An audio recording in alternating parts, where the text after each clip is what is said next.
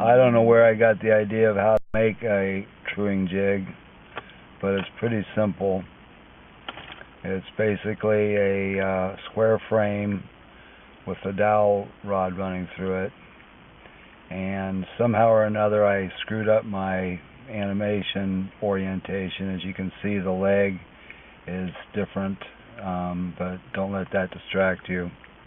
Basically, the dowel goes through the piece of wood, and the key to this thing is two firm discs on the outside of the wheel where the wheels would go.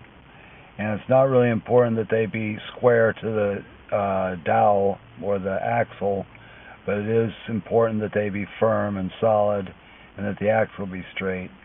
So for the purposes of this animation, I've used a four-wheel design because that's my plan in the future, which I think will eliminate dead spots and add to the smoothness of the power. The wheels here are vertical and the dowels are horizontal. The plywood wheels are half-inch thickness and the dowels are half-inch dowels. And the glue is wet, and I start aligning it.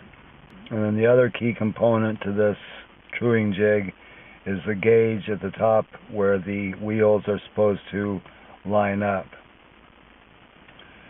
So what I do is I put it all together and I put some kind of a snugging fixture like styrofoam at the axle end of the wheels, and then I lace or drape